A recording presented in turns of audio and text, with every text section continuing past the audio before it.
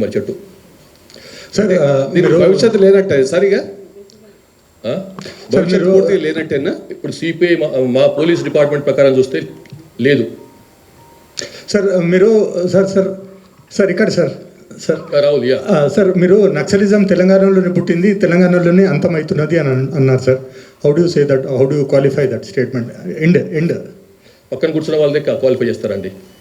దాన్ని చూసి అంటున్నా కదా. ఇప్పుడు వచ్చిన వాళ్ళు సెంట్రల్ కమిటీ వాళ్ళు లాస్ట్ 2 years నలుగురు బయటకు వచ్చినారు వాళ్ళు. ఇక అంతకంటే ఏం చెప్తాం మనం? And unfortunately what ever it is, central కమిటీలో ఉన్న వాళ్ళు చాలామంది మరణించడం జరిగింది ఎదురు కాల్పులలో. కాబట్టి అంత ధైర్యంగా అనగలుగుతున్నాను నేను.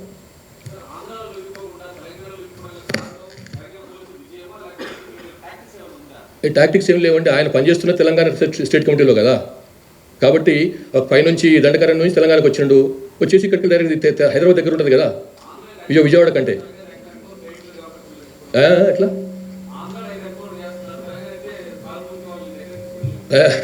అట్లేము కదా, కరెక్ట్ కాదు. ఎస్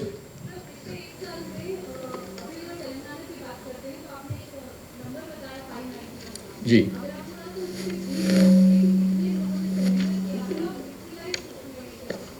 ये जो हम लोग जो 591 की जो बात कर रहे हैं पूरे सरेंडर ही हैं.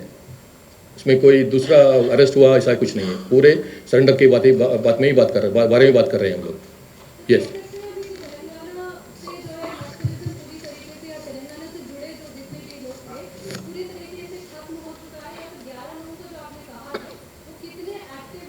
अब 11 लोगों में जहाँ तक मुझे मालूम है इक्का दुक्का छोड़ के बाकी कोई एक्टिव नहीं है. और मुप्पिड़ सांबैया जो है वो एक्टिव है, और साथ में और एक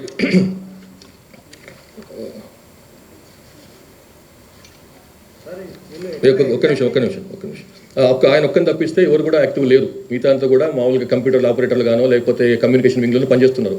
కాబట్టి యాక్టివ్ ఉన్నది వారు ఒక్కరే, ఆయన ఒక్కడే. కాబట్టి ఆయన గారితో పాటుగా మిగతా 10 మంది కూడా వచ్చేస్తే మంచిగా ఉంటుంది. Sir Praveen sir, ABN sir. Hit sir. Sir sir ఇప్పుడు తెలంగాణలో మావోయిస్ట్ పార్టీ చివరి అంకం చేరుకుంది. సో ఎస్ఐబి ఇంకా క్లోజ్ చేస్తారా? ఎట్లా సార్ నెక్స్ట్ ఎస్ఐబి పరిస్థితి? లేదా ఏం క్లోజ్ ఉండదండి, అది నడుస్తూనే ఉంటుంది. అదేం క్లోజ్ కాదు. దాని డ్యూటీ దాని చాలా పనులు నేను చేసేటివి. సార్ ఇక్కడ మన Telangana Praveen sir.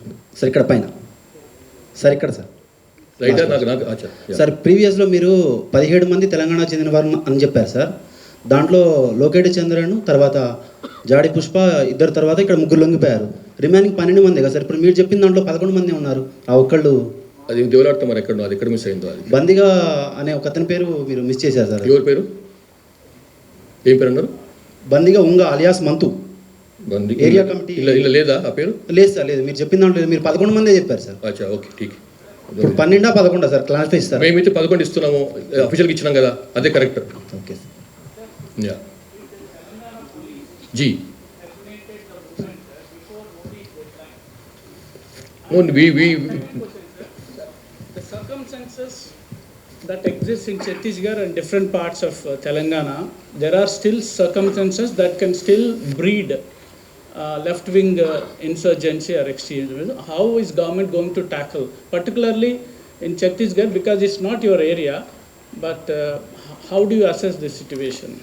I think we have to, once the area is cleared of the insurgents, we have to hold the area by putting in by taking developmental activities in a very big way, developmental as well as welfare activities in a big way.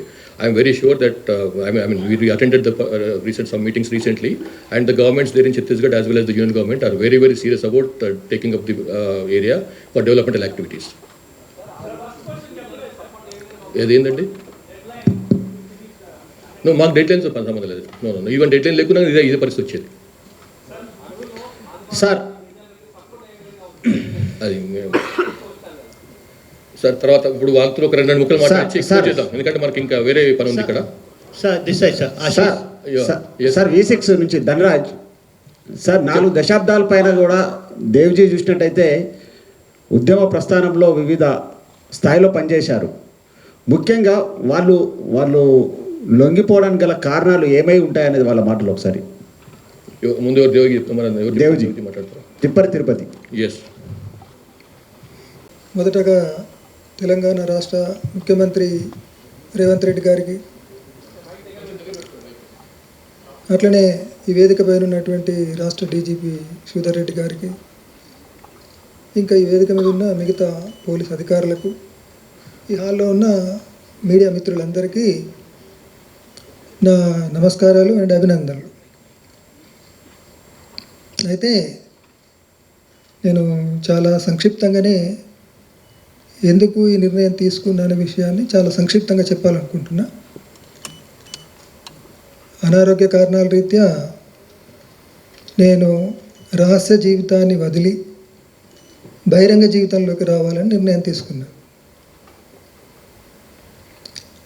అయితే అది వ్యక్తిగత జీవితాన్ని కొనసాగించడం కోసం మాత్రం కాదు అనేది స్పష్టం చేయాలనుకుంటున్నాను. ప్రజల సమస్యలపైన చట్టబద్ధ పద్ధతుల్లో, అంటే లీగల్ ఫ్రేమ్వర్క్లో పనిచేయాలని నిర్ణయించుకున్నాను నేను. అంటే దాని అర్థం నా రాజకీయ జీవితాన్ని కొనసాగించాలనుకుంటున్నాను. అలాగే దశాబ్దాల తరబడి నేను నమ్మిన సిద్ధాంతం ఏదైతుందో దాన్నే గైడెన్స్గా తీసుకొని పనిచేయాలని కూడా ఈ సందర్భంగా తెలియజేస్తున్నాను.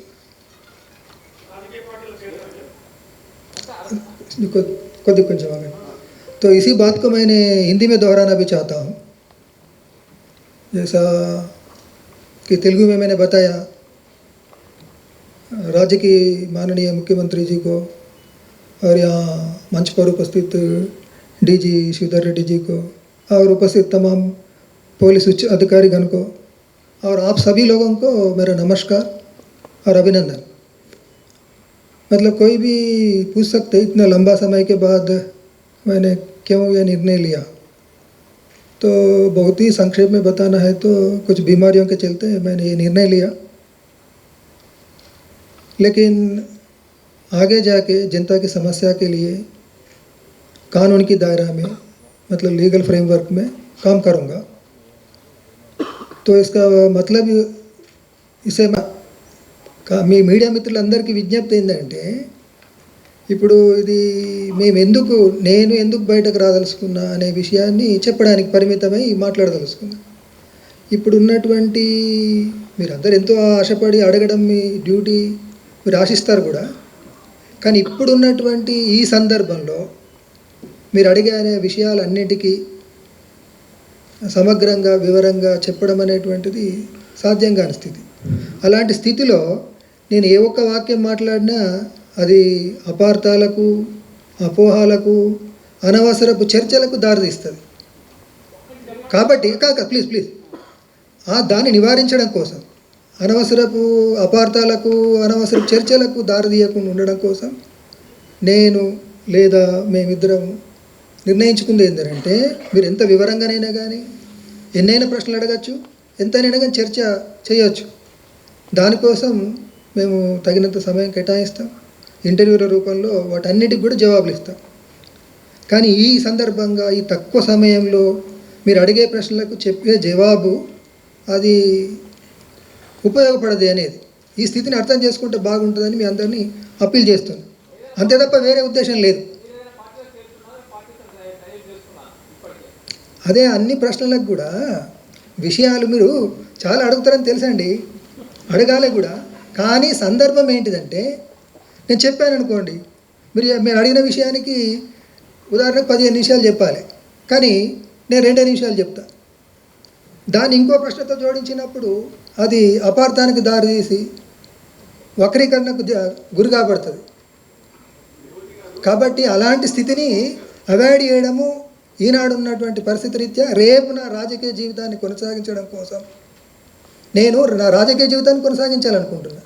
మీ ప్రశ్నలకు జవాబిచ్చే క్రమంలో నా రాజకీయ జీవితానికి సమస్యగా రాకూడదని ఫీల్ అవుతున్నా. వేరే ఉద్దేశం ఏం కాదు. ఇది మిమ్మల్ని అగౌరవపరచడానికో, మీ ప్రశ్నలు లెక్క పెట్టకుండా వివరించడం కోసమో చేస్తున్నటువంటిదిగా తీసుకోవద్దని కోరుతున్నా, అప్పీల్ చేస్తున్నా.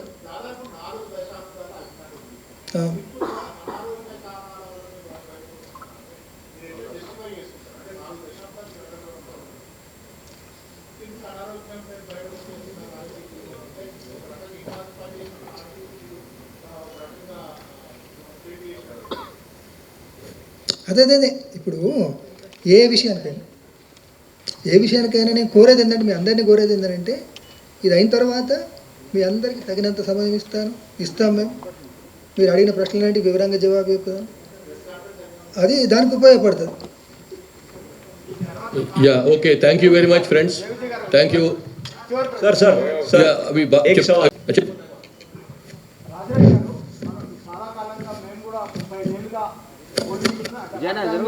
పోరాటాలు చూస్తున్నాము. ఒక్క మిలిటెంట్ దొరికితే చనిపోయేది. కమిటీలు దాదాపుగా ఇక్కడ కూర్చొని మాట్లాడే పరిస్థితి వస్తుంది. పోలీసులో వ్యవస్థలో వచ్చిన మార్పుని మీరు ఎట్లా చూస్తున్నారు? ముందైతే ఒక అదే మన ముఖ్యమంత్రి ప్రకటించినటువంటి ప్లాన్, తర్వాత మన డీజీపీ గారు, ఇతర పోలీసు అధికారులు చేస్తున్నటువంటి కృషి, ఈ సందర్భంగా నేను వాళ్ళందరికీ కూడా నా నమస్కారాలు, నా శుభాకాంక్షలు కూడా తెలియజేస్తున్నాను. అయితే ఇప్పుడు మన కామ్రేడ్ దేవిజీ మాట్లాడినట్టు మేము రేపు ప్రజల యొక్క సమస్యలపైన ప్రజల తరపున ప్రజలతో నిలబడి పనిచేస్తామని అటువంటిది చెప్తున్నాం. అయితే ప్రజాస్వామిక పద్ధతుల్లో అనుకున్నప్పుడు వేరే పార్లమెంటరీ సిస్టంలోకి పోవాలనేటువంటిది మా ఉద్దేశం అయితే కాదు. ఇవాళకి ఆలోచించుకున్నటువంటిది ప్రజాస్వామిక హక్కుల కోసం ఎన్నో పోరాటాలు జరుగుతున్నాయి. ఆ పోరాటాలను సంఘటితం చేయడం కోసం ప్రజాస్వామిక చట్ట పరిధిలోనే మేము పనిచేస్తామనేది ఆలోచించాం. అది అట్లనే మేము ఇంతకాలం ఏదైతే రాజకీయాలు సిద్ధాంతాలు చెప్తూ ప్రజల్ని సంఘటితపరిచినామో ఆ అవగాహన మా నుండి తొలగించుకోము. అయితే అవకాశాలు వచ్చిన మేరకు ప్రజల పోరాటాల వెనుక ప్రజల పోరాటాలతో మేము నిలబడతామనేది హామీ ఇస్తున్నాం.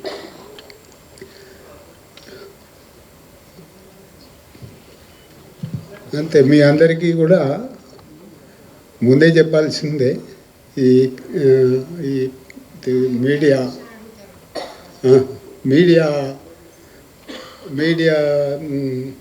వారందరికీ కూడా మా నమస్కారాలు తెలియజేస్తున్నాను. మీకు హిందీ వస్తుందా లేకుంటే తెలుగులో? హిందీ వస్తుందా? హింदी ओके. आपसे जानना चाह रहे थे, जब आप जो है इस नक्सल मूवमेंट में आए थे, उस वक्त में जो वजह थी, क्या आज भी वैसी ही वजह दिख रही है जनता में, या फिर आपको लगता है कि बदलाव आया है तो इसीलिए आप भी लीगली जो है लोगों के बीच में रहकर लड़ने के लिए तैयार हुए हैं? क्या बदलाव दिख रहा है आप? बदलाव तो दिख रहे मगर उतना चर्चा करने का मौका नहीं। मैं बदलाव तो साधारण रूप से देखने से बदलाव तो है, और कानूनी ढंग से हम लड़ने के लिए जो लड़ाई जनता जो कर रहे हैं वो जनता का साथ हम रहने के लिए सोच रहे हैं. ఇంకా మిగిలిన 11 మందికి మీరు ఏం సందేశం ఇస్తారు? ఇంకా లొంగిపోయిన వాళ్ళు 11 మందికి మీరు దేవ్జీ గారు అంటే చెప్పండి. చెప్తాను. ఇంకెవరైనా అడిగితే అవన్నీ కలిపి ఒకటే మాట్లాడారు. సార్ ఇక్కడ సార్ రాజిరెడ్డి గారు, మావోయిస్ట్ ఉద్యమం ముగిసినట్టేనా సగమిక? మావోయిస్టు ఉద్యమం అని అంటే మావోయిజము ఎప్పుడూ ముగియదు. ఈ ప్రపంచవ్యాప్తంగా అది అభివృద్ధి చెందుతూనే ఉంటుంది. అండర్గ్రౌండ్ ఉన్న వాళ్ళకి మీరు ఇచ్చే సందేశం ఏంటి? ఇప్పుడు ఒక్కొక్క దానికి జవాబు చెప్పాలంటే అది మీకు సంతృష్టిని కూడా ఇవ్వదు.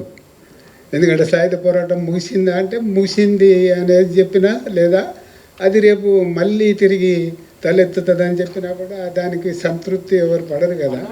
అందుకోసం ఒకటి మీ అందరికీ నా విజ్ఞప్తి ఏంటంటే మేము ఇక్కడి నుంచి పోయిన తర్వాత మా అడ్రస్ మీకు తెలియకుంటే ఏమి ఉండదు. మీకేం కావాలనుకున్నా కూడా మాతోని వచ్చి కూర్చుండి రోజంతా కూర్చుండి కూడా మీకు కావలసిన ప్రశ్నలకు జవాబులు తీసుకొని మీరు మీడియాలో ప్రచురించవచ్చు.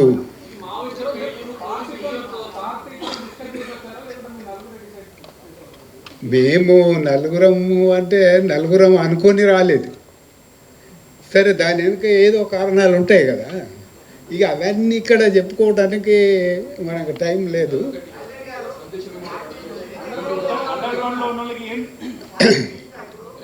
ఇప్పుడు అయితే మన మిగిలిన వాళ్ళకు ఏం సందేశం ఇవ్వడం అనేది మా ఆలోచనలో కొన్ని ప్రశ్నలు ఉన్నాయి.